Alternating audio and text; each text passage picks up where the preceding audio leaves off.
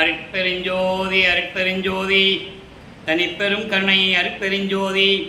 எல்லா உயிர்களும் இன்புற்று வாழ்க, வள்ளல் மலரடி வாழ்க வாழ்க, கொல்லா விரதம் குவளை எல்லாம் ஓங்குக, நல்லோர் நினைத்த நலம் பெறுக, நன்றி நினைத்த எல்லோரும் வாழ்க இசைந்து. உலக மக்களே, அறிவார்ந்த அன்பர்களே, ஆண்மநேய ஒருமைப்பாடுடைய அன்பர்களே, வல்லப்பமான் நமக்கு அருளிய திருவற்பாவிலிருந்து வல்லப்பமான் அவர்கள் ஏன் இந்த பூலோகத்திற்கு வருவிக்க உற்றார்?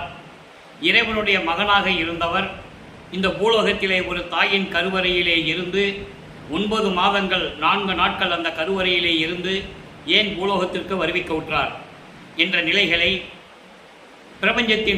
பிரபஞ்சத்தில் மறைக்கப்பட்ட உண்மைகளையும் பிரபஞ்சத்தினுடைய உண்மைகள் என்ன என்பதையும் விளக்கி கூறுவதுதான் வல்லற்பமானவர்களுடைய திருவற்பாவிலிருந்து நாம் பார்த்து கொண்டிருக்கிறோம்.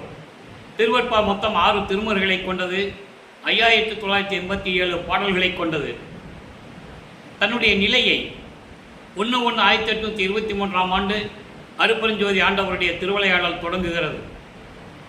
30/1/1874 ஆண்டுகள் வரை 51 ஆண்டுகள் திருவிளையாடல் நடந்து கொண்டிருக்கிறது.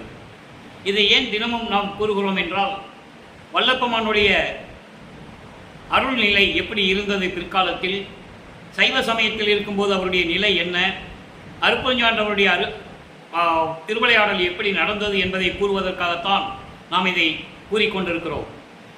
இந்த 51 ஆண்டுகளை 1/1/1823 30/1/1874 இரவு 12 மணி வரையிலும் இந்த 51 ஆண்டுகள் இறைவனுடைய திருவிளையாடல் நடந்து கொண்டிருக்கிறது.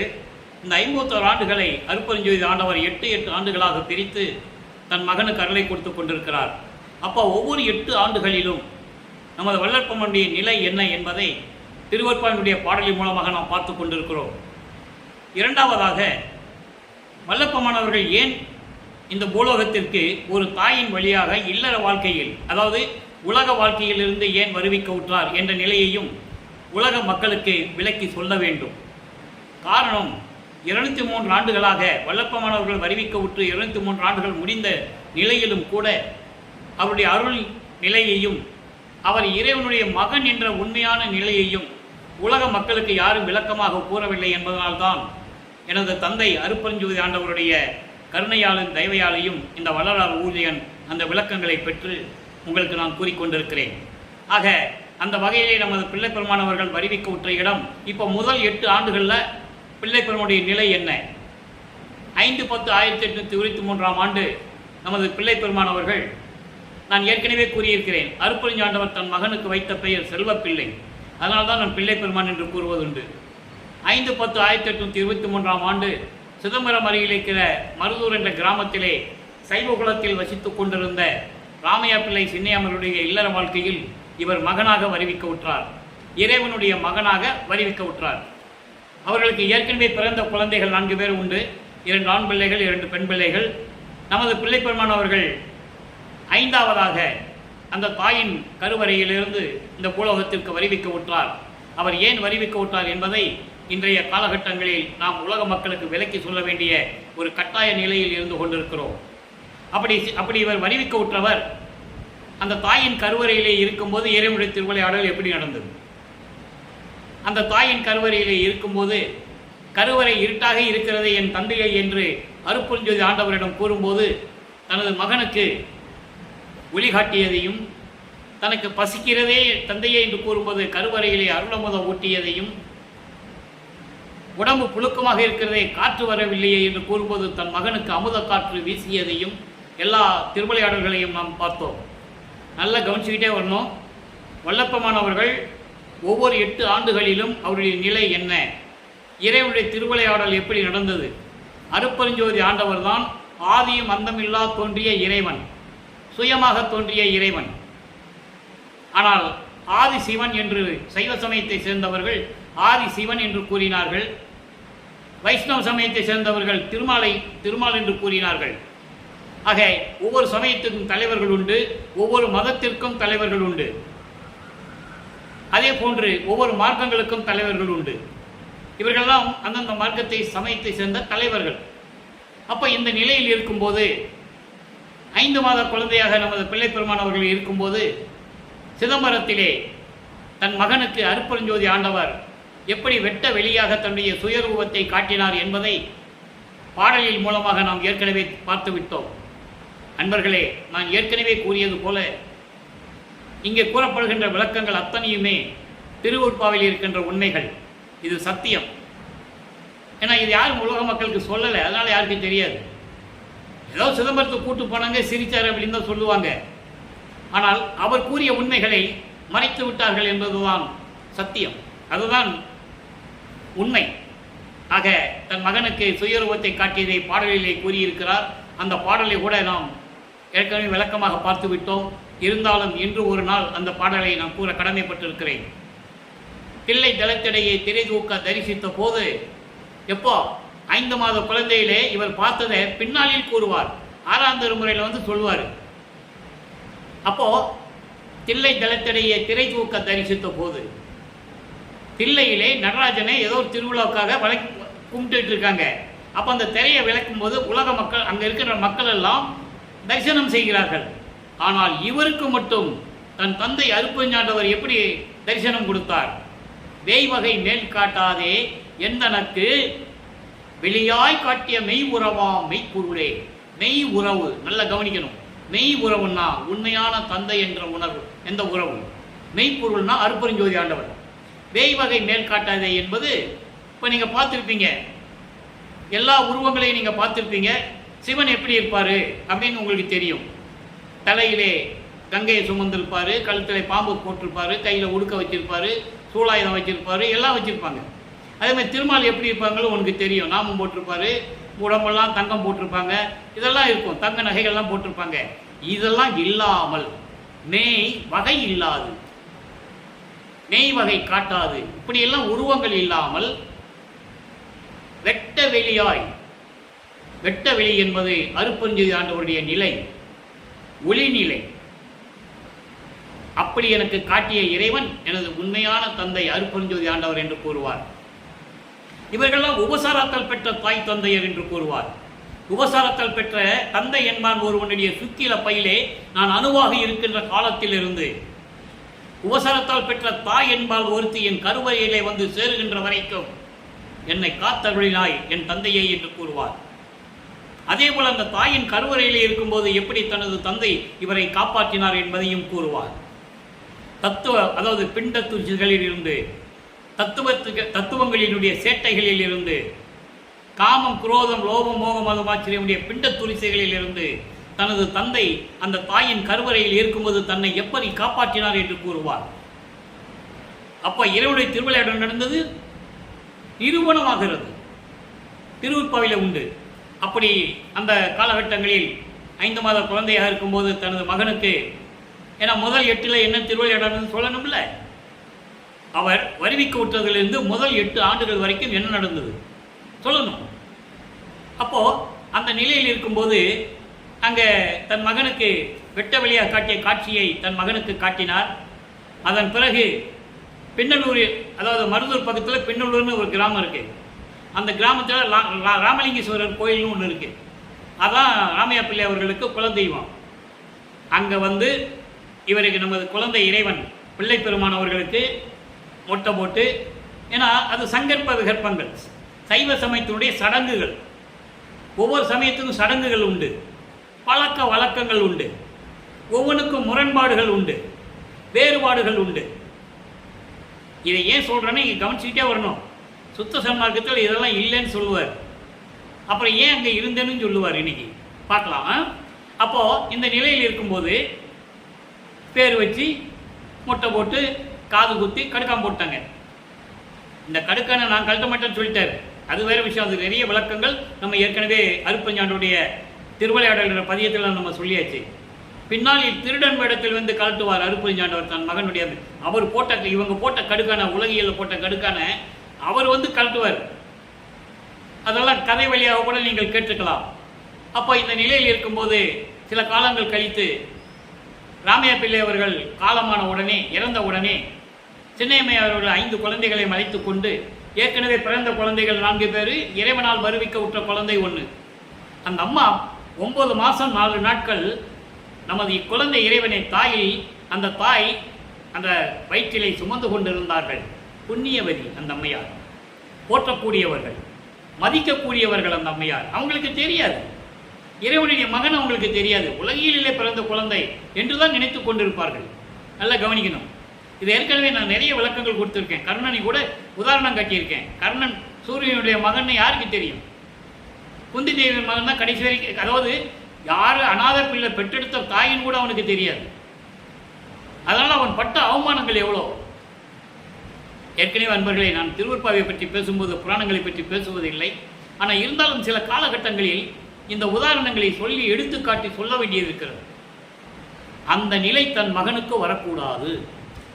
அதனால்தான் தன் மகனை ஒரு அணுவாக்கி ராமையா பிள்ளையுடைய விந்து பையிலை வைத்து ஒரு தாயின் வழியாக வருவிக்க செய்தார் என்பதை இங்கே நான் பதிவு செய்ய கடமைப்பட்டிருக்கிறேன். இந்த விளக்கங்களை தெளிவாக வளர்ப்பமானவர்கள் நமக்கு அருளி இருக்கிறார்கள் என்பதையும் நினைவுபடுத்த கடமைப்பட்டிருக்கிறேன்.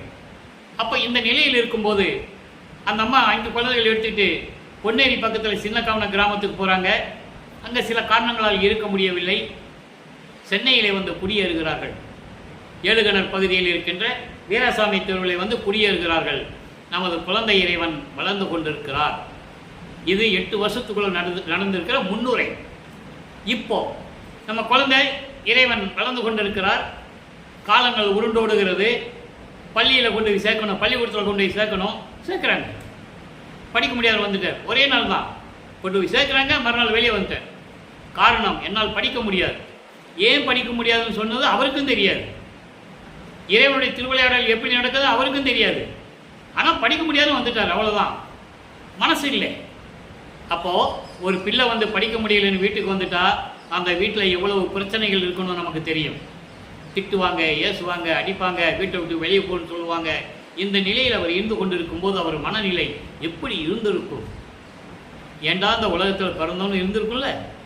அப்போ அவர் மனம் ஒரு நிலையை மனம் வந்து ஒரு அமைதியான நிலையை தேடுகிறது. எங்கேயாவது ஒரு அமைதியாக இடத்துல போய் உட்காந்துக்கணும் அப்படின்னு அவர் நினைக்கிறார். அப்போ நமது குழந்தை இறைவனுக்கு கிடைத்த இடம் கந்தகோட்டம் என்ற ஒரு முருகன் கோயில். அங்கே போய் உட்காந்துக்கிறார். யாரும் தூங்கி எந்திரிக்கிறோம்னால எந்திரிச்சு போயிடுறது. எல்லாரும் தூங்கின பிறகு தான் வீட்டுக்கு வர்றது. அவருக்கு உலகையில் ராமலிங்கன்னு பேர் வச்சது. என்ன ராமலிங்கத்தை காணுமே, பையன் எங்கே போனான்னு தெரியல, தேடுவாங்க. அது இயற்கை. ஒரு குழந்தை என்னதான் சேட்டை பண்ணாலும் தப்பு பண்ணாலும் அந்த குழந்தை காணலாம் வீட்டில் தேடுவாங்கள்ல, அந்த மாதிரி தேடிக்கிட்டு இருக்காங்க. இது 8 ஆண்டுகள் வரைக்கும் நடந்து கொண்டிருக்கிறது. முதல் 8 முடிஞ்சு போச்சு. 6 8 48, 51 ஆண்டுகளை 8 8 பிரிக்கும் போது 6 8 48. கடைசியில் 3 வருஷம் தான் சித்தி விழாவும் மேட்டுக்குப்பம். அது நம்ம படிப்படியாக விளக்கங்களை பார்க்க போகிறோம். இப்போ முதல் 8 இப்படியே வீணா காலங்கள் கழிந்து விட்டது. 2வது 8 தொடக்கம் 9வது ஆண்டில் அருட்பெருஞ்சோதி ஆண்டவர் தன் மகன் முன் எழுந்தருளி, நான் ஏற்கனவே கூறியிருக்கிறேன் நண்பர்களே, ஒரே நாளில் எல்லா விஷயமும் சொல்லிட முடியாது. 6 திருமுறைகள், கிட்டத்தட்ட 6000 பாடல்கள். இது வரைக்கும் நான் 5 ஆண்டுகளாக திருவருட்பாண்டிய பாடலுடைய விளக்கங்களை நான் யூடியூப்பில் பேசிக்கிட்டு இருக்கேன். வெளிநாடுகளையும் பேசியிருக்கேன், மற்ற மாநிலங்களையும் பேசியிருக்கேன். இது ஏன் சொல்கிறேன்னா, இறைவனுடைய கருணையை சொல்லணும். தமிழ் இலக்கணம் தெரியாத என்ன சதகையில் 3 வருஷம் உட்கார வச்சு பாடல்களை என்னை படிக்க வச்சு அதுக்கான விளக்கமும் அவரே கொடுத்து இன்னைக்கு அவரே என்னை பேச வைக்கிறார். அதுக்காக தான் நான் சொல்கிறேன். இது என்னுடைய பெருமை எதுவும் இல்லை. நான் சாதாரண ஒரு ஊழியன், என் தந்தையினுடைய ஊழியன். அவருடைய அருள் செயல்களை நான் ஊழியம் செய்கிறேன், மக்களுக்கு எடுத்து சொல்கிறேன், அவ்வளோதான். அப்போ இந்த நிலையில் இருக்கும்போது ஒரே நாளில் இதான் சொல்ல வந்தேன். ஒரே நாளில் எல்லா விஷயம் சொல்ல முடியாது. அதனால் 8 8 ஆண்டுகளாக பிரித்து சொல்லிக்கிட்டு இருக்கோம். இப்போ 2வது 8 9வது ஆண்டு தொடங்குது. அருட்பெருஞ்சோதி ஆண்டவர் தன் மகன் முன் எழுந்தருளி, இவர் தனியாக ஒரு அறையில் உட்கார்ந்துருக்காரு. அறையை பூட்டிடுவார், யாரும் உள்ளே விட மாட்டார், தனியாக உட்காந்துக்கிட்டு இருப்பார். அப்போது அருட்பெருஞ்சோதி ஆண்டவர் விண்ணுலகத்திலிருந்து வந்து பூலோகத்தில் தன் மகன் முன் எழுந்தருளி, மகனே, நீ என் மகனடா, என் மூத்த மகன், என் குலத்தின் மகன் நீ. உன்னை இந்த பூலோகத்திற்கு வருவிக்க செய்தது நான் தான். ஏனென்றால் உன்னால் இந்த பூலோகத்தில் சில காரியங்கள் எல்லாம் நடக்க வேண்டியது இருக்கிறது. உனக்கு முன்பருவம் பின்பருவம் காட்டி அருள் செய்வேன். ஞானத்தை பெற்றுக்கொள், தற்போது ஞானத்தை மட்டும் பெற்றுக்கொள் என்று சொல்லி மகனுக்கு ஞானத்தை கொடுத்து விட்டு மறைந்து விடுகிறார். அதன் பிறகு நமது பிள்ளை பெருமானவர்களுக்கு ஒரு மறைப்பு நிலை ஏற்படுகிறது. வந்தது அருட்பெருஞ்சாண்டவர்னு அவருக்கு தெரியாது. பார்த்துட்டாரு, ஆனால் அவர் போன உடனே மறைப்பு நிலை, சுத்த சன்மார்க்கம் இருக்கிறது அவருக்கு தெரியாது. அப்போ சைவ சமயத்தின் தலைவனாகிய சிவபெருமானை இறைவனாக ஏற்றுக்கொள்ளுகிறார். அவர் விரும்பி சிவபெருமானை பற்றி பாடியதில்லை. இறைவனுடைய திருவிளையாடல்களால் அது நடக்குது. அது பின்னாளில் பாடலிலே சொல்லுவார். நான் அறிவில்லாமல் அற்ப அறிவில் இருக்கும்போது இதெல்லாம் செய்துவிட்டேன், எனக்கு தெரியாது. அதன் பிறகு எனதை ஆட்கொண்டு எனது தந்தை சுத்த சன்மார்க்கத்தை கொடுத்த பிறகுதான் இந்த உண்மைகளெல்லாம் எனக்கு தெரியும் என்று கூறுவார். ஆக சிவபெருமானை ஏற்றுக்கொண்டு, ஏன்னா சைவ சமயத்தில் தான் அவர் இருக்கணும், காலத்தின் கட்டாயம், இறைவனுடைய அருட்பெருஞ்சாண்டிய கட்டளை. அது இவருக்கு தெரியாது, ஆனால் மற்ற சமய தலைவர்களுக்கு தெரியும். பிரம்மனுக்கு தெரியும், ருத்ரனுக்கு தெரியும், திருமாலுக்கு தெரியும், சிவபெருமானுக்கு தெரியும், எல்லாருக்கும் தெரியும். ஆக சிவபெருமானை வழிபட்டு கொண்டிருக்கிறார். நமச்சிவாயா, சிவாய நமா, ஓம் சிவாயா, சிவசிவாய் என்ற மந்திரங்களை சொல்லி சிவபெருமானை வழிபட்டு கொண்டு சரிய கிரிய யோகம் என்ற 12 நிலைகளை இவரை அறியாமலேயே கடந்து கொண்டிருக்கிறார். ஏன்னா அந்த முன்னாங்க 12 நிலைகளும் சமயங்களையும் மதங்களையும் மார்க்கங்களையும் சார்ந்தது என்பதை பாடல்களின் மூலமாக தெளிவாக அருளியிருக்கிறார்கள். அத்தனை உண்மைகளும், இங்கே பேசக்கூடிய அத்தனை உண்மைகளும் கருத்துக்களும் திருவுட்பாவில் இருக்கின்றவை என்பதை மறுபடியும் கூற நான் கடமைப்பட்டிருக்கிறேன். இதை யாராலையும் மறுக்க முடியாது, மறக்கவும் முடியாது. ஆக இந்த நிலையில் இருக்கும்போது சிவபெருமானை வழிபடுகிறார். 9வது ஆண்டிலிருந்து 12 ஆண்டுகளுக்குள் 1ஆம் திருமுறை உருவாகிறது. மொத்தம் 8 பதிகங்கள், 712 பாடல்கள். ஏற்கனவே நம்ம சிவனேச வெண்பா, படிவட மாணிக்க மாலை, திருவருள் முறையீடு, இந்த 3 பதிகங்களுக்கு பாடலின் மூலமாக கிட்டத்தட்ட 400 வீடியோக்கள் நம்ம பதிவு செய்திருக்கிறோம். மொத்தம் 1500 வீடியோக்கள் நான் பதிவு செய்திருக்கிறேன். நீங்கள் பார்த்துக்கலாம், நம்ம யூடியூப்பில் நம்ம சேனலில் பார்த்துக்கலாம். ஆக இந்த நிலையில் இருக்கும்போது 9வது ஆண்டிலிருந்து 12 ஆண்டுகளுக்குள், இந்த 3 ஆண்டுகளுக்குள் 1ஆம் திருமுறை உருவாகிறது. இருந்த இடத்திலே இருந்து கொண்டு சிவபெருமானை வழிபட்டு கொண்டிருக்கிறார். இன்று 5வது பதிகம். ஏற்கனவே நான் கூறியிருக்கிறேன், காப்பு பாடலோடு 101 பாடல்கள். நேற்று காப்பு பாடலை பார்த்து விட்டோம். இன்று மகாதேவ மாலை என்ற பதிகத்திலே 1வது பாடல். மொத்தம் 100 பாடல், அருமையான பாடல்கள். பூரா பிரபஞ்சத்தின் உண்மைகள், பூரா சிவபெருமானை பற்றி தான் பாடுவார். அதுக்கப்புறம் தான் அருட்பெருஞ்சாண்டிகிட்ட வருவார். அவருக்கு தெரியாது இல்லை, அப்புறம் தான் வருவார் என்ற நிலையை நம்ம கொஞ்சம் கொஞ்சமாக பார்த்துக்கிட்டு இருக்கோம். இப்போ பாருங்கள், மகாதேவ மாலை 1வது பாடல். உலக நிலை முழுதாகி ஆங்காங்கு உள்ள உயிராகி, உயிருக்கு உயிராம் ஒளிதான் ஆகி, கலக நிலை அறியாத காட்சியாகி. கலக நிலை என்பது கலங்கம் என்று. ஏன்னா திரேத யுகத்திலே கலங்கமாக இருக்கும், திரேத யுகத்திலே திராவகமாக இருக்கும், துவாபர யுகத்திலே நவநீதமாக இருக்கும், கலியுகத்திலே பஸ்மமாக இருக்கும். கலியுகம் முடிஞ்சிருச்சு, 1900 ஆண்டில் முடிஞ்சிருச்சுன்றதை வல்லப்பம்மன் தெளிவாக கூறுகிறார். ஆக இந்த 4 யுகங்களிலுமே தோன்றிய மார்க்கங்கள் எல்லாம் பூரமே கலங்க மார்க்கம், திராவக மார்க்கம், நவநீத மார்க்கம், பஸ்ம மார்க்கம். எல்லா மார்க்கங்களும் மக்களுக்கு உகந்ததல்ல. அதான் சொல்றாரு, கலக நிலை அறியாத காட்சியாகி, கதியாகி, மெஞ்ஞான கண்ணதாகி, இலகு சிதகாசமாய் பரமகாச இயல்பாகி, இணை ஒன்றும் இல்லாதாகி, இணை ஒன்றும் இல்லாதாகி, அழகில் அறிவானந்தமாகி, சச்சிதானந்தமயமாகி அமர்ந்த வேலை. சிவபெருமானை கூறுகிறார். நல்லா கவனிக்கணும்.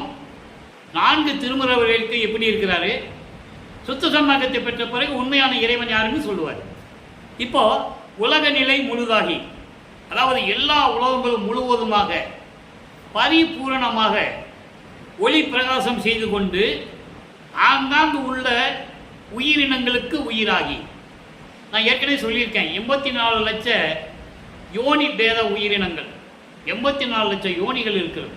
யோனிகள் என்பது பிறப்பு உறுப்பு. ஆடு, மாடு, கோழி, இப்படி வகை வகையான கண்ணுக்கு தெரியாத இன்செக்ட்ஸ்னா கண்ணுக்கு தெரியாத உயிரினங்கள். இப்படி 84 லட்சம் உயிரினங்கள் இருக்கு. அந்த 84 லட்சம் உயிர்களுடைய யோனியிலிருந்து பிறந்த உயிரினங்கள், அந்த எல்லா உயிரினங்களுக்கும் உயிராகி, உயிருக்கு உயிராம் ஒளிதானாகி, அந்த உயிர்களுக்கெல்லாம் ஒளி தர்றது யாரு? அப்படி ஆகி, கலக நிலை அறியாத காட்சியாகி, எந்த விதமான கலகம் இல்லாமல் அமைதியான மௌன நிலை என்று கூறுவார். மௌன நிலை என்று கூறுவார் சிவபெருமானை. மௌன நிலை, அதாவது அமைதி நிலையில் பரிபூரணமாக காட்சியாகி, சிவபெருமானை பற்றி சொல்லிட்டு இருக்காரு. கதியாகி எல்லா உயிர்களுக்கும் துன்பங்களையும் துயரங்களையும் நீக்கி அந்த உயிரினங்களுக்கு அடைக்கலமாகி, நான் உந்தன் அடைக்கலமே, எல்லா ரிஷிகளும் முனிவர்கள் சொல்லுவாங்கல்ல, நான் உனக்கு அடைக்கலம் சொல்லுவாங்கல்ல, அதான் கதியாகி அடைக்கலமாகி மெஞ்ஞான கண்ணதாகி மெஞ்ஞான வெளியாகவும் இலகு சிதகாசமாய் ஞான வெளியில் விளங்கியும் பரமகாச இயல்பாகி பேரின்ப நிலையில் இருக்கின்ற இறைவன் இணை ஒன்றும் இல்லாதாகி, யாருக்கும் இணை இல்லாத இறைவன். அப்படிப்பட்ட இறைவன் அழகில் அறிவானந்தமாகி அளவிட முடியாத பேரின்ப நிலையில் இருக்கின்ற இறைவன், சச்சிதானந்த நிலையில் இருக்கின்ற இறைவன், அந்த நிலையில் இருந்து கொண்டிருக்கின்ற தேவே, அப்படி இருக்கின்ற தேவனே சிவபெருமானே என்று கூறுகிறார். இப்போ சிவபெருமானை பற்றி பாடுகிறார். இருந்த இடத்தில் இருந்து கொண்டு எங்கேயும் அவர் போல, திருவொற்றியூருக்கு போகலை, வேற எங்கேயும் யாரையும் தேடி போகலை, அங்கே இருந்த இடத்திலேயே, வீட்டில் இருந்த இடத்திலேயே இருந்து கொண்டு சிவபெருமானை வழிபடுகிறார். இந்த நிலை மாறுகிறது. ஞானத்தை பெற்ற பிறகு 13வது ஆண்டு முதலாக நமது குழந்தை இறைவன் கால் வலிக்க திருவொற்றியூருக்கு நடந்து செல்கிறார். 2ஆம் திருமுறை உருவாகிறது. 113 பதியங்கள், 1207 பாடல்கள். இந்த 2ஆம் திருமுறை என்பது 16 ஆண்டுகளுக்குள் என்ன நடந்தது என்பது. அந்த 8 ஆண்டுகளுக்குள் முதல் 8 ஆண்டை நம்ம பார்த்துட்டோம். இப்போ 2வது 8ல், அதாவது 9வது ஆண்டிலிருந்து 16 ஆண்டுகளுக்குள் இந்த 8ல் நடந்தது தான் 2ஆம் திருமுறை. அதான் நம்ம பார்த்துட்டு இருக்கோம். இப்போ 13 வயசுல திருவொற்றியூருக்கு போறாரு. அங்கே இருக்கிற தியாகராஜ பெருமானை வழிபடுகிறார். எந்த விதமான பலனும் இல்லை. அருள் கிடைக்கல, ஒன்றும் கிடைக்கல, ஒரு பதிலும் இல்லை. ஒருவேளை திருமுல்லை வயலுக்கு போனால் அங்கே அருளை வாங்கிடலாம்னு சொல்லி அங்கே போகிறார். அங்கே நடந்து தான் போகிறார். அப்போ அது நடந்து தான் போகணும். அதுக்கப்புறம் தான் ஒரு அண்டங்களை விட்டு பறந்து செல்லுவது, நினைச்ச இடத்துல இருக்கிறது, பல ஊபத்தில் இருக்கிறது, இந்த காட்சிகளை நம்ம பார்க்க போகிறோம். அப்போ திருமுல்லை வயலுக்கு போவார். அங்கேயும் எந்த விதமான பலனும் இல்லை. காலங்கள் உருண்டோடுகிறது. இவர் மனம் ஒரு நிலையில் இல்லை. அப்போ திருவள்ளி தாயத்துக்கு போகிறார். அங்கேயே சிவபெருமான உருகி பாடுவார். எந்த விதமான பலனும் இல்லை. ஆக அங்கே தான் சொல்லிட்டு வருவார், இனிமேல் உன்னை தேடினாலும் இங்கே வர முடியாது, திருமுல்லை வயலுக்கு வர முடியாது, திருவள்ளி தாயத்துக்கு வர முடியாதுப்பா, காலெல்லாம் வலிக்குது. ஏண்டா மகனே, கால் வலிக்குதான்னு ஒரு வார்த்தை கூட கேட்க மாட்டேன்ற, இந்த உலகம் உன்னை பழிக்குமே, பெற்ற மகனை தெருவில் விட்டு விட்டானே சொல்லி இந்த உலகம் உன்னை பழிக்குமே, அதற்காகத்தான் உன்னை தேடி தேடி வருகிறேன், விரைவில் வந்து எனக்கு அருள வேண்டும் என்று கூறுவார். இப்போ நிரந்தரமாக திருவொற்றியூருக்கு சென்று கொண்டிருக்கிறார். நமது பிள்ளை பெருமான் அவர்கள் 16 ஆண்டுகளுக்குள் இருக்கிறார். நல்லா கவனிச்சிக்கணும். இப்போ இந்த 16 ஆண்டுகள் இருக்கும்போது 2ஆம் திருமுறை, அதாவது 41வது பதிகம் அவத்தொழிலுக்கு அலைசல். அவத்தொழிலுக்கு அலைசல் என்பது தன்னுடைய கீழ்நிலையை, தன்னுடைய இழிவான நிலை, தன்னுடைய துன்பங்களும் துயரங்களும் கொண்ட இந்த நிலையை மிகவும் வருத்தப்பட்டு ஆராய்ந்து சிவபெருமானிடம் சொல்லுவது இன்னைக்கு 2வது பாடம். நல்லா கவனிச்சுட்டே வரணும். ஏன்னா இதே 41வது பதிகம் 6ஆம் திருமுறையில் எப்படி இருக்கு கனெக்ஷன், இதுக்கும் அதுக்கு எப்படி கனெக்ஷன் இருக்குன்னு நீங்க தெரிஞ்சுக்கணும். தேவரே, அயனே, திரு நெடுமாலே, சித்தரே, முனிவரே முதலே யாவரே எனினும் ஐயா, நின் தன்மை அறிந்தில, யான் உன்னை அறிதல் தாவில் வான் சுடரை கண்ணிலினி அறியும் தன்மை என்றோ, பெரும் தவத்தோர் ஓவில் தவம் செய்து ஓங்கும் சீர் ஒற்றியூர் அமர்ந்து அருள் செய்யும் ஒன்றே. ஒன்றே என்பது ஒரே கடவுள். சிவபெருமான்கிட்ட சொல்றாரு. அதாவது தேவர்கள் இருந்தாலும் சரி, பிரம்மன் இருந்தாலும் சரி, திருமால் இருந்தாலும் சரி, சித்தர் முனிவர் யாராக இருந்தாலும் சரி, கடவுளே உன்னுடைய அருள் தன்மையை யாரும் அறிந்திலர், யாருக்கு தெரியாது. உன்னுடைய அருள் தன்மையை யாருக்கு தெரியாது. முனிவர்களும் சித்தர்களும் பிரம்மனை நினைத்து தவம் இருந்தால் பிரம்மன் வரம் கொடுப்பான், திருமால் வரம் கொடுப்பான். சிவபெருமானுடைய நிலையை அருள் வாங்கி இருந்தாலும் கூட உண்மையான நிலை அவங்களுக்கு தெரியாது. அதான் சொல்றாரு, அறிந்திலர். அப்படி இருக்கும்போது நான் உன்னை எப்படி அறிய முடியும்? உன்னை பற்றி நான் எப்படி தெரிஞ்சுக்க முடியும்? ஆனால் என்னை பற்றி நீ நன்றாக தெரிந்து கொண்டிருக்கிறாய். என்னை பூலோகத்துக்கு வருவிக்க செய்துவிட்டு இப்போ சிவபெருமான் தான் நினைச்சிட்டு இருக்காரு. நல்லா கவனிச்சுட்டே வரணும். அதுக்கப்புறம் அதெல்லாம் இல்லை, அவன் ஒரு பதத்தலைவன், ஒரு சைவ சமயத்தின் தலைவன் சொல்லிட்டு போய்கிட்டே இருப்பார். அப்போ இந்த நிலையில் இருக்கும்போது நான் மட்டும் உன்னை எப்படி நான் தெரிய முடியும்? வான் சுடலில் நீ, அதாவது விண்ணிலை ஒளியாக இருக்கும்போது நான் பார்க்க முடியுமா? உன்னுடைய அருள் தன்மையை நான் பார்க்க முடியுமா? அந்த தன்மை எனக்கு இருக்கா? முதல்ல நீ தான் என்னை ஊர் ஊரா தெரு தெருவா அலைய வைக்கிறிய. எனக்கு எப்படி அந்த தன்மை தெரியும்? உன்னை பற்றி எனக்கு எப்படி தெரியும்? அவங்களே உன்னை பார்க்க முடியல. பிரம்மன் திருமால்லேருந்து தேவர்லேருந்து முனிவர்லேருந்து சித்தர்லேருந்து யாரும் பார்க்க முடியல. நான் மட்டும் எப்படி பார்க்க முடியும்? எனக்கு நீ அருளை கொடுத்துருக்கியா? அருள் கொடுக்கல, ஒன்றும் கொடுக்கல. அப்படி தவத்தில் தொடர்ந்து தவத்தில் செய்து கொண்டிருக்கின்ற திருவொற்றியூரில் தவத்தில் செய்து கொண்டிருக்கின்ற முனிவர்கள் இருக்கக்கூடிய திருவொற்றியூரில் இருக்கின்ற இறைவா, என் உத்தமனே, எனக்கு அங்கே இருந்து கொண்டு அருள் செய்து கொண்டிருக்கிறாயே, எனக்கு செய்யக்கூடாதா? ஒரு பாடலில் சொல்லுவார், நெடுமாலுக்கு நேமி அளித்த நீர் மிடியேனின் அருள்மேவ விரும்பிலதோ. நெடுமால் யாரு? திருமால். திருமாலுக்கு சங்கு சக்கரம் கொடுத்தது சிவபெருமான் நினைச்சு இப்போ சொல்றாரு. ஆனால் ஆறாந்திருமறைக்கு வரும்போது அது அருப்பறிஞ்சது ஆண்டவர்னு சொல்லுவார். அவங்களுக்கெல்லாம் சங்கு சக்கரம் கேட்டா கொடுத்த நீ திருமாலுக்கு கேட்காம கொடுத்த இல்லை. இந்த மகனுக்கு ஏன் செய்ய மாட்டேன்ற? எனக்கு முதல்ல அருளை கொடு என்று கேட்கிறார். ஆக 16 ஆண்டுகளுக்குள் நமது பிள்ளை பெருமானுடைய நிலை இந்த நிலையில் இருந்து கொண்டிருக்கிறது. இப்ப பாருங்க அருட்பஞ்சாண்டவர் யார்? பதிகம் 41 காட்சி கழிப்பு. இறைவன் காட்சி கொடுத்தத அதனுடைய தன்மை, அந்த சந்தோஷம் எப்படி இருக்கும் அதை சொல்றாரு. இறைவன் யாருன்னு சொல்றாரு. பாலானை, தேனானானை, பழத்தினானானை, பலன் ஒரு செங்கரும்பானை, பாய்ந்து வேகா காலானை, கலை சாகா தலையினானை, காலென்றும் தலையென்றும் கருதருக்கு எய்தா மேலானை, மேல்நிலை மேல் அமுதனானை, மேன்மேலும் எனது உள்ளத்தே விலங்கல் அன்றி ஏலானை, என்பால் என் பாடல் ஏற்றுக்கொண்ட எம்மானை கண்டு கழித்திருக்கின்றேனே. எப்படிப்பட்ட இறைவனா? பால் போன்ற இறைவன். பால் போன்று பால் தான் வெண்மையா இருக்கும். வஞ்சகம் இல்லாத இறைவன். வெள்ளை உள்ளம் கொண்ட இறைவன். வஞ்சகம் இல்லாத இறைவன் என்று சொல்லுகிறார். தேன் ஆனானை, தேன் போன்று இனிக்கின்ற இறைவனை, அமுது போன்று இனிக்கின்ற இறைவனை, பழத்தினானை, பழம் என்பது முக்கனி, மா பலா வாழை. இப்ப முக்கனி போல இருக்கின்ற இறைவனை, பழம் ஒரு செங்கரும்பு போன்றவனை, நல்ல விளைஞ்ச செங்கரும்பு எப்படி இருக்கும் இனிப்பு, அது போன்ற இருக்கின்ற இறைவனை பாய்ந்து வேகா காலானை. வேகாக்கால் என்பது பிரவண தேகம். நல்ல கொஞ்சம் போகா புனல் சுத்த தேகம், சாதா தலை ஞான தேகம். இந்த விளக்கங்களை நான் நிறைய கொடுத்துருக்கேன். புத்தகத்தினுடைய விளக்கங்கள் நம்ம யூடியூப்ல நீங்க பார்த்துக்கலாம். அப்படி பிரவண தேகத்தை உடைய இறைவன், ஞான தேகத்தை உடையவன், சாகா தலையானானை. சாகா தலை என்பது ஞான தேகம் உடையவன். ஞான தேகத்திற்கு கற்பூர மனம் உண்டு, பிரவண தேகத்திற்கு திருநூறு மனம் உண்டு, சுத்த தேகத்திற்கு மல்லிகை மலர் மனம் உண்டு. சுத்த தேகம் என்பது பரவெளி, பிரவண தேகம் என்பது பரம்பரவெளி, ஞான தேகம் என்பது பராபரவெளி. ஓகேவா? இப்படி விளக்கங்கள் நிறைய உண்டு. அப்படிப்பட்ட இறைவனை காலென்றும் தலையென்றும் கருதருக்கு எய்தா மேலானை. திருவடி, கால் என்பது திருவடி, தலை என்பது முடி. அடியும் முடியும் யாரும் பார்க்க முடியாத இறைவன். பிரம்மனும் திருமாலும் தேடி தேடி அலைஞ்சு அழுது புலம்பி இன்னும் பார்க்கலையா, இன்னும் காண்கில.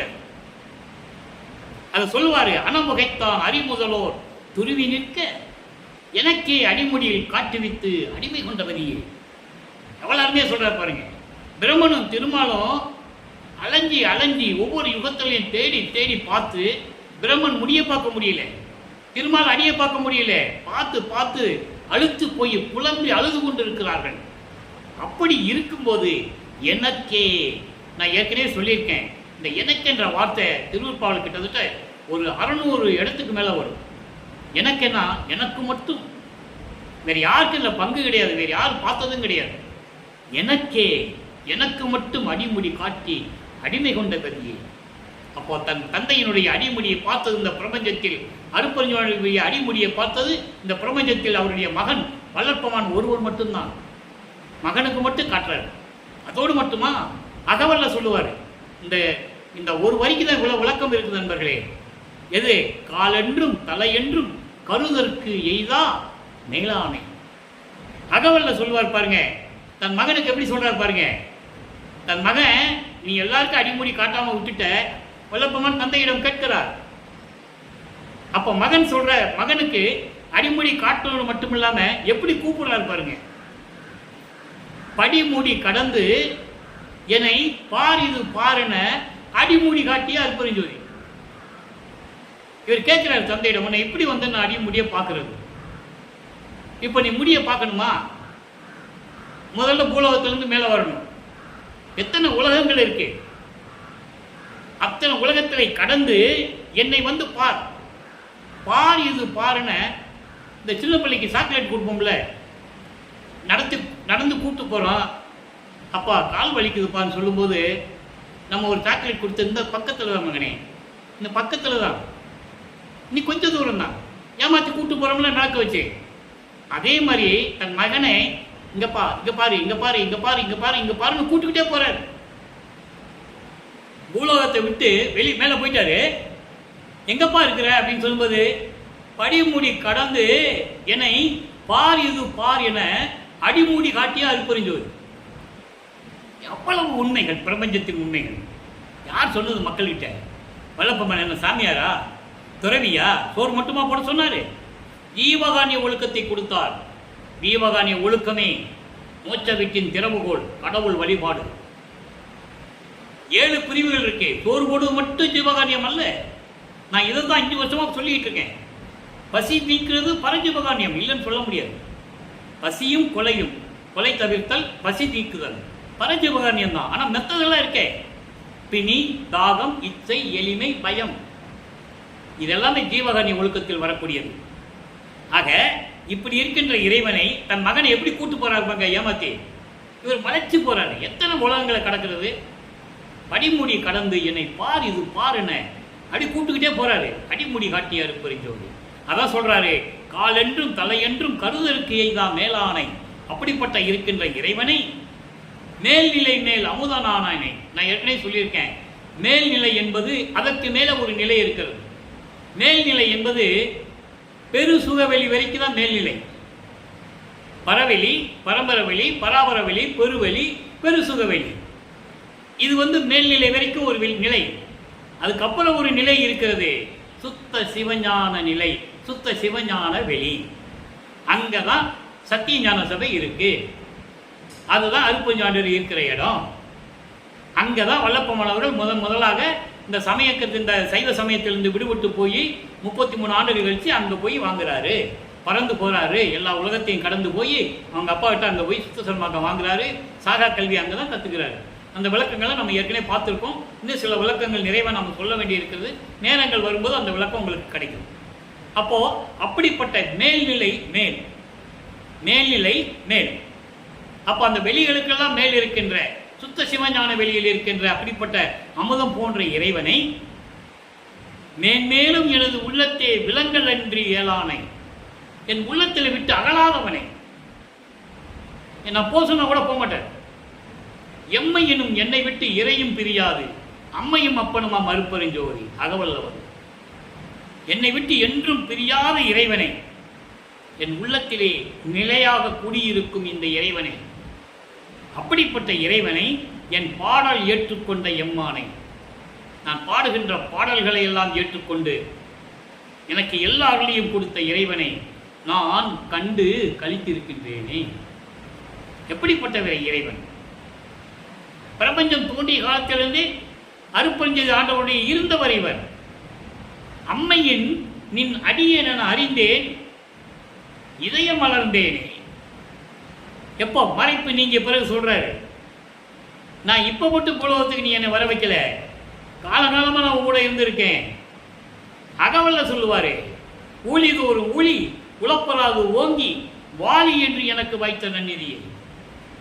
மகனே, நீ ஒவ்வொரு யுகத்திலையும் இருப்படா. அப்பா சொல்றாரு மகன்கிட்ட, நீ ஒவ்வொரு யுகத்திலையும் இருப்ப, இந்த பிரபஞ்சத்தை நீ தானே இயக்க போற என்று சொல்லியவர் யார்? என் தந்தை அருப்பெருஞ்சோதி சொல்றார். இன்னொரு பாடல்ல சொல்லுவார், ஊழிது ஒரு ஊழி உலகினும் அழியா உடமை அளித்தனன். இதை ஏன் சொன்னாரு? ஏற்கனவே தோன்றிய யுகங்களிலே அவதாரம் எடுத்தவர்கள் எல்லாம், இப்போ உதாரணத்துக்கு திருமாலை எடுத்துக்கொள்வோம், அவனுக்கு 10 அவதாரங்கள் உண்டு. ஒவ்வொரு அவதாரம் முடியும் போது அவன் இறக்க வேண்டும், அடுத்த அவதாரத்துக்கு அவன் பிறக்க வேண்டும். கிரேத யுகத்திலே முதல் யுகத்திலே 6 அவதாரங்கள்: மச்ச, கூர்ம, வராக, வாமன, நரசிம்ம, பரசுராம. கிரேத யுகத்திலே ஒரே ஒரு அவதாரம் ராமன். கிரேத யுகத்துக்கு ஆயுள் காலம் எவ்வளவு? 12,96,000 வருடங்கள். கிரேத யுகத்திற்கு 17,28,000 வருடங்கள். துவார யுகத்தில் 2 அவதாரம், கிருஷ்ணனும் பலராமனும். 8,64,000 வருடம் அந்த யுகத்துக்கு. கலியுகத்துக்கு வெறும் 5,000 வருடம் தான். அயகிரிவ அவதாரம். அயகிரிவ அவதாரம், அயம் என்பது பிராணவாயுவை, கிரீவம் என்பது கழுத்தை சுற்றி கொண்டது. பிராணவாயுவை கழுத்தில் சுற்றி கொண்டு எடுத்த அவதாரம். அவன் பிராணவாயுவை அவன் கழுத்தில் சுற்றிக்கிட்டான்னா மக்கள் என்ன பண்ணுவாங்க? இதுக்கெல்லாம் நிறைய விளக்கங்கள் இருக்கு. அந்த அவதாரம் முடிஞ்சிருச்சு, யாருக்கும் தெரியாது. அது சுத்த சன்மார்க்க காலத்தில் தான் அந்த விளக்கம் சுத்தமாக உங்களுக்கு கிடைக்கும்னு சொல்லி வல்லப்பமானவர்கள் ஏற்கனவே கூறியிருக்கிறார்கள். இந்த அடியனுக்கு சில விளக்கங்கள் கொடுத்திருக்கிறார். அந்த பிராணவாயுவை கழுத்தில் சித்துக் கொண்டால் இந்த உலக மக்கள் பிராணவாயு கிடைக்காம செத்து போவாங்களே அந்த யுகத்தில் இருந்தவங்க. அப்போ அருப்பஞ்சாவுடைய திருவிளையாடல் எப்படி நடந்திருக்கும் என்பதை நீங்கள் புரிந்து கொள்ள வேண்டும். இது முழு விளக்கமும் இன்னும் கொஞ்ச நாளில் வரும். ஆக ஒவ்வொரு யுகத்திலையும் அவன் பிறக்கும் போது, அவதாரம் எடுக்கும் போது பிறக்க வேண்டும், இறக்க வேண்டும். ஆனால் வல்லப்பமான் அப்படி அல்ல. ஒவ்வொரு யுகத்திலையும் இருந்தவர். தெளிவா சொல்வாரு, செத்து செத்து பிறக்கும் இந்த தேவர்கள் என் முன் வழியிலர் அப்படின்னு சொல்லுவார். என் முன் வழியிலர் என்ன அர்த்தம்னா, எனக்கு சமமானவர்கள் அல்ல. பிரம்மனும் திருமாலும் ருத்திரனும் மைசனும் யாராக இருந்தாலும் சரி, எனக்கு சமமானவர்கள் அல்ல. என்னை விட வலிமையில் கீழ்த்தரத்தில் இருக்கின்றவர் சொல்லுவார். அதனாலதான் பிரம்மன் திருமாலாம் இவர் காலடியில் வந்து வணங்குறாங்க. பாடல் உண்டு. அந்த தாயின் கருவறையிலிருந்து இந்த பூலகத்துக்கு வரும்போதே பிரம்மன் திருமலை வரவேற்கிறார்கள், மலர் தூவி வரவேற்கிறார்கள். ஆனால் இவங்களுக்கு தெரியாது, அங்கே இருந்த மக்களுக்கு தெரியாது, கண்ணுக்கு தெரியாது, மானிட மக்களுக்கு தெரியாது. நீங்கள் சினிமாவில் பார்த்துருப்பீங்கல்ல, தேவர்கள்லாம் வானத்திலிருந்து மலர் தூவி வாழ்த்துறது, இதெல்லாம் மற்றவங்களுக்கு தெரியாது. அப்போ இந்த நிலைகள்லாம் திருவிளையாடல் நடந்து கொண்டு இருக்கிறது. ஆக இப்படிப்பட்ட ஒரு இறைவன் வல்லற்பமான், அதாவது இறைவனுடைய மகன், இந்த பூலோகத்திற்கு வந்து 51 ஆண்டுகளாக மக்களோடு மக்களாக உலாவிக் கொண்டிருந்த போது அவர் ஏன் வந்தார் இந்த உலகத்திற்கு? சுத்த சன்மார்க்கத்தை உலக மக்களிடம் சொல்ல வேண்டும். உலக மக்களை எல்லாம் சுத்த சன்மார்க்கத்தில் இணைக்க வேண்டும், சேர்க்க வேண்டும். அவர்கள் மரணமில்லா பெருவாழ்வில் வாழ வேண்டும். இறைவனை நேரடியாக வழிபட்டு, எந்த புரோக்கர், எந்த தரகரும் இல்லாமல், அர்ச்சனைகள் இல்லாமல், எந்த விதமான சந்தர்ப்ப விகற்பங்கள் இல்லாமல், சடங்குகள் இல்லாமல், தீப வடிவில் இருக்கின்ற இறைவனை வழிபட்டு இந்த உலக மக்கள் எல்லாம் இறைவனிடமிருந்து நேரடியாக அருளை பெற வேண்டும். அதற்கு நாம் செய்ய வேண்டிய கடமை என்ன? கொலையும் தவிர்க்க வேண்டும். ஒரு உயிரை கொல்லக்கூடாது.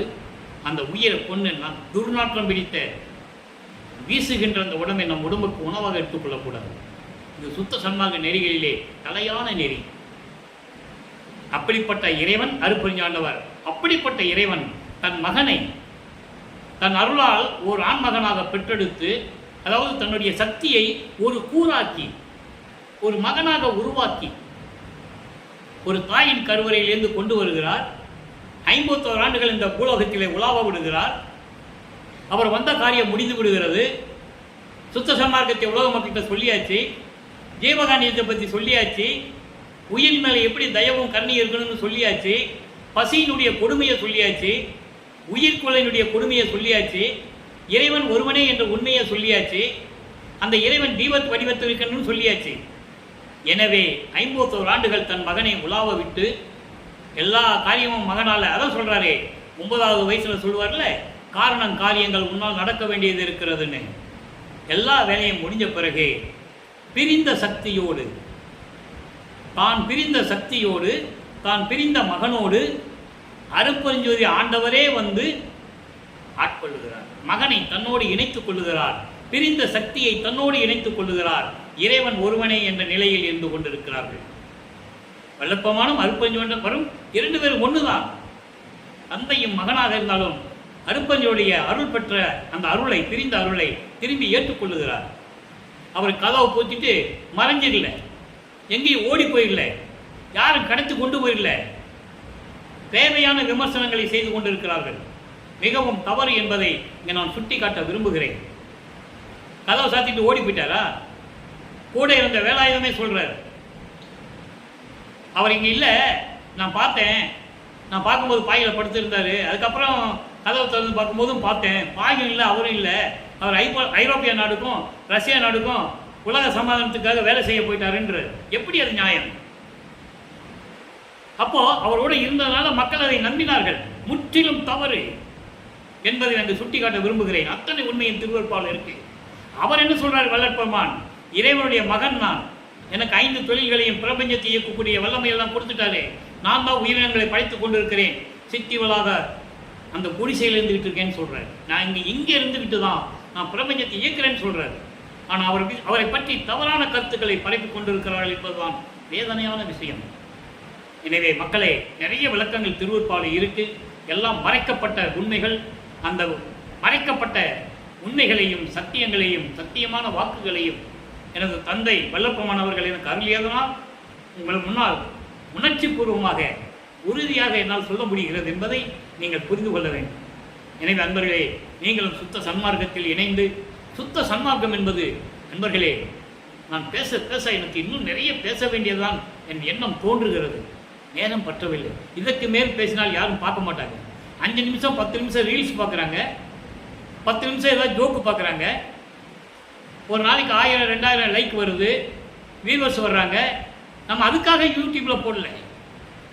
6000 பாடல்களுடைய விளக்கங்களையும் மக்களிடம் கொண்டு போய் சேர்க்க வேண்டும். இது இறைவன் எனக்கு கொடுத்த கட்டளை. அதை நான் செஞ்சுதான் ஆகணும், வேற வழி இல்லை. இன்னும் 3 வருஷம் நான் சொல்லணும். எனவே அன்பர்களே, இது ஏன் சொல்றேன்னு இடையில என்னுடைய ஆதங்கம், வல்லப்பெருமானை மறைத்து உண்மையை, அவர் யார் என்ற உண்மையை மறைத்து விட்டார்கள் என்பதுதான் என்னுடைய ஆதங்கம், வேறு ஒன்றும் இல்லை. அவரை மனிதனாக சித்தரித்து, துறவியாக சித்தரித்து, கடைசியாக அவரை ரூமை பூட்டிட்டு கதவை பூட்டிட்டு மறைஞ்சிட்டாருன்னு சொல்றது, இதெல்லாம் என்னால் ஏற்றுக்கொள்ள முடியவில்லை. திருவருட்பாவிலே அத்தனை உண்மைகளும் இருக்கிறது. அவர் கதவை சாத்திட்டு எங்கேயும் மறைஞ்சு போயிடல, அங்கதான் இருக்காரு. அங்கதான் இருந்துகிட்டு தான் பிரபஞ்சத்தை இயக்குறாரு, சித்தி வளாகத்தில் இருந்துகிட்டு. ஆக அருப்பஞ்சாண்டவரை வணங்கணுமா, அங்க இருக்கிற சத்தியஞான சபை கொண்டு தான் வடலூர்ல கட்டினாரு. மக்கள் அந்த சத்தியஞான சபைக்கு போக முடியாது. இவர் போயிட்டு வந்துருவாரு, ஒரு நொடிக்கு ஒரு தடவை அங்கே போயிட்டு வந்துருவாரு. ஆனால் மக்கள் போக முடியாதே, அதுக்காக தான் வடலூர்ல சபையை கட்டினது என்பதை நீங்கள் புரிந்து கொள்ள வேண்டும். எண்கோண சபை, இறைவனுக்கு 8 குணங்கள் உண்டு என்பதை ஏற்கனவே விளக்கம் கொடுத்துருக்கேன். அந்த விளக்கங்களின்படிதான் எண்கோண சபையை எண்கோண வடிவத்திலே சபையை கட்டியது.